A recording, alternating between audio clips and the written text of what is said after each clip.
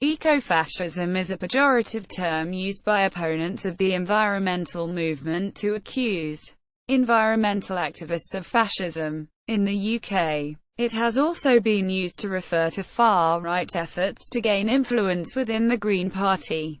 Some writers have used it to refer to the hypothetical danger of future dystopian governments, which might resort to extreme or fascist policies to deal with environmental issues. Other writers have used it to refer to segments of historical fascist movements that focused on environmental issues. Definition: environmental historian Michael E. Zimmerman defines ecofascism as a totalitarian government that requires individuals to sacrifice their interests to the well-being and glory of the land, understood as the splendid web of life, or the organic whole of nature, including peoples and their states. Zimmerman argues that while no eco-fascist government has so far existed, important aspects of it can be found in German National Socialism, one of whose central slogans was "Blood and Soil." According to environmentalist David Orton, the term is pejorative in nature and has social ecology roots, against the deep ecology movement and its supporters plus, more generally, the environmental movement. Thus, eco-fascist and ecofascism are used not to enlighten but to smear. Quote, accusations of eco-fascism. Accusations of eco-fascism are common but usually strenuously denied. Such accusations have come from both those on the political left who see it as an assault on human rights, as in social ecologist Murray Bookchin's use of the term, and from those on the political right, as in Rush Limbaugh and other conservative and wise use movement commentators. In the latter case, it is sometimes a hyperbolic use of the term that is applied to all environmental activists, including more mainstream groups such as Greenpeace and the Sierra Club. By topic or ideology, equals Bookchin's critique of deep ecology equals. In the former case, Bookchin criticizes the political position of deep ecologists such as David Foreman. There are barely disguised racists, survivalists, macho Daniel Boones, and outright social reactionaries who use the word ecology to express their views, just as there are deeply concerned naturalists, communitarians, social radicals, and feminists who use the word ecology to express theirs. It was out of this former kind of crude eco-brutalism that Hitler, in the name of population control, with a racial orientation, fashioned theories of blood and soil that led to the transport of millions of people to murder camps like Auschwitz.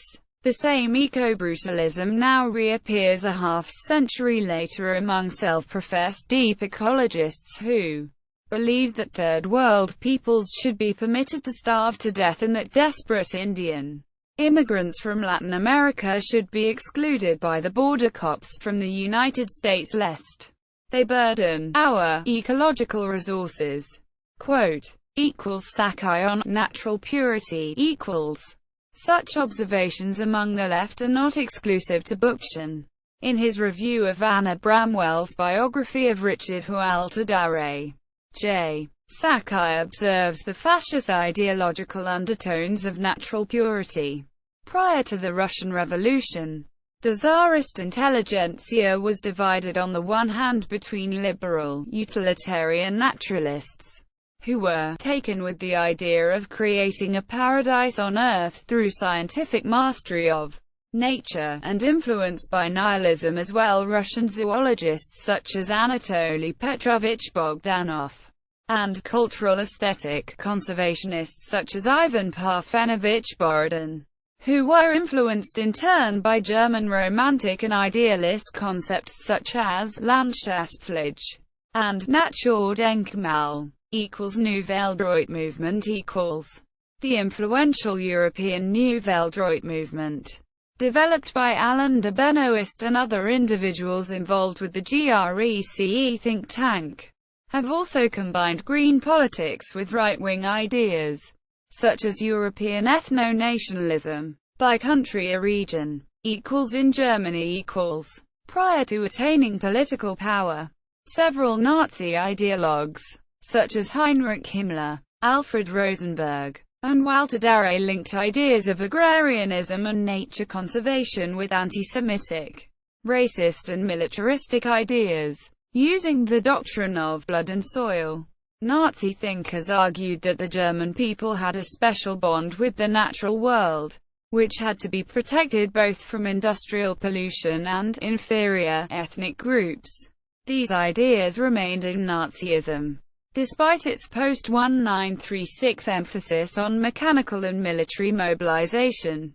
Timothy Snyder's book Black Earth argues that Hitler's antisemitism viewed Jews as an unnatural plague that kept mankind from returning to its natural, Darwinian state of fight among races for resources. Equals in Finland equals. Although Finnish activist Pentti Linkola does not endorse fascism per se, he has expressed admiration for the German National Socialist regime for its efficiency in killing large numbers of human beings in a short period of time, describing the massacres of the Holocaust and Stalin's Great Purge as massive thinning operations. He advocates a strong, centralized ecological dictatorship, with harsh population control measures and brutal punishment of those he considers to be environmental abusers. Linkola has attracted considerable controversy both in his home country and worldwide. Equals in the United Kingdom equals. In the United Kingdom, left-leaning watchdog groups and magazines such as Red Pepper have accused the Third Way political tendency of eco-fascism. Although most academics describe the Third Way tendency as a position akin to centrism that tries to reconcile right-wing and left-wing politics by advocating a varying synthesis of right-wing economic and left-wing social policies. From the 1930s onward, there has been a history of environmentalist views being held by the far right in the UK, notably by Henry Williamson, Rolf Gardiner, Lord Limington, and Jorian Jenks. Equals in the United States equals. The term eco-fascist has also been used by Mark Potok of the Southern Poverty Law Center to describe James J. Lee, the eco-terrorist who took several hostages at the headquarters of Discovery Communications on September 1, 2010. Potok also connects eco-fascism with nativists, who appeal to environmentalists by arguing that immigration causes environmental degradation. Equals in Greece equals. The Golden Dawn, a far-right political party in Greece that is described as neo-Nazi, has a branch known as the Green Wing. This organization takes part in volunteer activities such as firefighting, reforestation, and private investigation of animal abuse. See also. Climate change conspiracy theory. Environmentalism in Nazi Germany. Radical environmentalism. Reductio ad Hitlerum. Ecofascism. What is it? By David Orton. Darker Shades of Green, by Derek Wall in Red Pepper. An alternative to the new wave of eco-fascism. Micah White for The Guardian. 16 September 2010.